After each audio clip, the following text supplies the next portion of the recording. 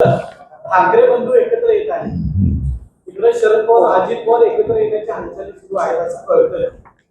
आपण सगळे पक्ष एकत्र आणण्यासाठी काय प्रयत्न करणार? आता मला वाटतं की एकतर शरद पवार साहेब आणि अजित पवार साहेब एकत्र येतील की नाही अजून शंका आहे. आणि उद्धव ठाकरे साहेब आणि राज ठाकरे साहेब एकत्र येतील असे अजून वाटत नाही आहे. आणि आम्ही जर एकत्र येऊ असं कोणालाच वाटत नाही आहे. त्यामुळं पण जर एकत्र येत असतील तर माझी भूमिका आहे की जर ते एकत्र येऊ त्यांना नाही येऊ, पण आम्ही एकत्र आलो पाहिजे. रिपब्लिकन पक्षाच्या नेत्यांनी एकत्र आलं पाहिजे आणि बाळासाहेब आंबेडकरांनी त्याचं नेतृत्व करावं. त्यांनी पक्षाचं अध्यक्ष बनावं. त्यांनी वंचित बहुजन आघाडी बरखास्त करावी आणि रिपब्लिकन पार्टी ऑफ इंडिया बाबासाहेबांचा पक्ष आहे तो चालवावा. त्यांनी त्याचं अध्यक्षपद स्वीकारावं. त्यांच्या नेतृत्वाखाली काम करण्याची माझी तयारी आहे. सर्व गटांनी आपले गट बरखास्त करून प्रकाश आंबेडकरांच्या नेतृत्वाखाली सगळ्यांनी जर एकत्रित येण्याचा निर्णय घेतला तर एक महाशक्ती आपली चांगली उभी राहू शकते. आणि त्यासाठी जर अशी वेळ आली तर मला काय माझं मंत्रिपद जास्त महत्वाचं नाही आहे. मंत्रिपद कायम असतात असं नाही आहे. लोकशाहीमध्ये कधी हे कधी ते सत्तेवर असतात की, त्यामुळं समाजाचं ऐक्य माझ्यासाठी अत्यंत महत्वाचं आहे. त्यामुळे जर पण ते प्रकाश आंबेडकर आणि मी एकत्र आल्याशिवाय लोकांना ऐक्य वाटत नाही आहे. त्यामुळं बाळासाहेबांनी जर थोडा लीड घेतला तर मला वाटतं समाजाचं ऐक्य होऊ शकतं आणि त्यासाठी माझी भूमिका पॉझिटिव्ह आहे. सध्या भारत आणि पाकिस्तानचं युद्ध जे आहे ते युद्धबंदी जरी काही दिवस पुढे असली तरी युद्धबंदी पूर्णपणे झालेली आहे असं नाही. ही तात्पुरती युद्धबंदी आहे आणि डोनाल्ड ट्रम्प यांनी मध्यस्थी केल्यामुळे हे सगळं थांबलंय असं नाही आहे. ठीक आहे, त्यांची भूमिका होती की युद्ध नको, आपण व्यापारामध्ये लक्ष दिलं पाहिजे. पण भारत सरकारला माननीय नरेंद्र मोदीजींना आणि सर्व भारतीयांना पाकिस्तानचा फार मोठा राग यासाठी आहे की काश्मीरचा 1/3 भाग त्याने आपल्या ताब्यात अनेक वर्षांपासून ठेवलेला आहे. देशाला स्वातंत्र्य मिळालं 15 ऑगस्ट 1947ला. त्यावेळेपासून पाक व्याप्त काश्मीर जो आहे हा पाकिस्तानच्या ताब्यात आहे आणि तो आपण ताब्यात घेतला पाहिजे ही भूमिका मी स्वतः लोकसभेमध्ये राज्यसभेमध्ये अनेक वेळेला मांडलेली आहे. आणि आता भारत सरकारची भूमिका अशीच आहे. ज्या पद्धतीनं पहलगाव या ठिकाणी टुरिस्टवरती हल्ला करण्यात आला, जम्मू काश्मीरची इकॉनॉमी कोलॅप्स करण्याचा प्रयत्न करण्यात आला, 370 आर्टिकल हटवल्यानंतर तिथं तिरंगा झेंडा फडकू लागला.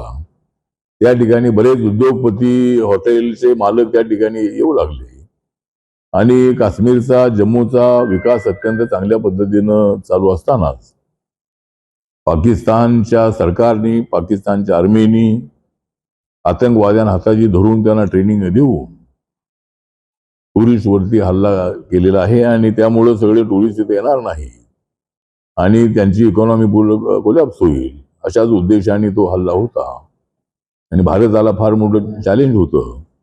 म्हणून नरेंद्र मोदी यांनी अत्यंत सिरियसली भूमिका घेतली आणि सिंदूर ऑपरेशन जे आहे, ज्या आमच्या भगिनींचं कुंकू पुसलेलं आहे, सिंदूर पुसलेलं आहे, त्या नावाने सिंदूर ऑपरेशन हे करण्यात आलं आणि आमच्या एअरफोर्सने एक जबरदस्त अशा पद्धतीचे पाक व्याप्त काश्मीरमधले आतंकवाद्यांचे अनेक अड्डे उद्ध्वस्त केलेले आहेत. त्याच्यामध्ये 100 पेक्षा जास्त आतंकवादी ठार झालेले आहेत आणि अजूनही जे आतंकवादी आहे त्यांना टार्गेट करण्याची भूमिका भारत सरकारची आहे. आणि भारत सरकारची मागणी आहे की पाकिस्तानने पाक व्याप्त काश्मीर आमच्या हवाली करावं.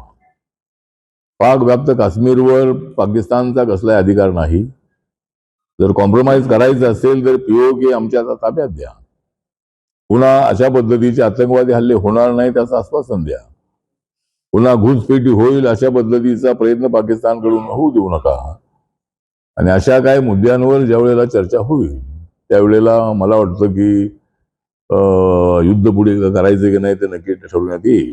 पण माझी आणि माझ्या पक्षाची भूमिका अशी आहे की कसल्याही परिस्थितीमध्ये या वेळेला पाक व्याप्त काश्मीर त्यांनी अशा मागणीमुळे जर त्यांनी आपल्या ताब्यात दिला नाही तर एकदा POK साठी आणि आतंकवाद्यांना कायमच उद्ध्वस्त करण्यासाठी एकदा पाकिस्तान बरोबर आरपारची लढाई झाली पाहिजे आणि POK आपल्या ताब्यात घेतलाच पाहिजे, अशा पद्धतीची आपली मागणी आहे. आणि भारताने जाहीर केलेलं आहे की आम्हाला तिसऱ्या कुणाची मध्यस्थी करण्याची आवश्यकता अजिबात नाही. आणि चर्चा होईल तर ती भारत आणि पाकिस्तानच्या रिप्रेझेंटेटिव्ह मध्ये होईल. आणि त्यामुळं आम्ही काही ट्रम्पच्या दबावाखाली आहोत असा आरोप आमच्यावर होतोय, तो बिलकुल चुकीचा आहे. आम्ही ट्रम्पच्या दबावाखाली अजिबात नाही. भारत हा एक कालचा भारत आणि आजच्या भारतमध्ये फार मोठा फरक आहे. आजचा भारत अत्यंत स्ट्रॉंग आहे. आमच्या बजेटमध्ये यावेळेला 50.65 करोडचं जे आमचं बजेट आहे, 50,65 करोडचं देशाचं, त्याच्यामध्ये सर्वात जास्त बजेट हे 6 करोडपेक्षा जास्त बजेट हे डिफेन्सला देण्यात आलेलं आहे. त्यामुळे आमचं डिफेन्स अत्यंत स्ट्रॉंग आहे. त्यामुळे पाकिस्तान आमच्या बरोबर टिकू शकत नाही अशी आमची भूमिका आहे आणि त्याप्रमाणे आम्ही सज्ज आहोत. आम्ही युद्ध थांबवलेलं असं अजिबात नाही. या पाकड्यांना आपण धडा शिकवल्याशिवाय आपण राहणार नाही आणि तीच आमची नरेंद्र मोदी सरकारची स्ट्रॉंग भूमिका आहे. विरोधकांनी याबद्दल उलटसुलट स्टेटमेंट करू नयेत. बरोबर कुठं हल्ला झाला, नक्कीच झालेला आहे का, हे झालेलं आहे का, अशा पद्धतीचे प्रश्न करणं हे सध्याच्या परिस्थितीमध्ये योग्य नाही.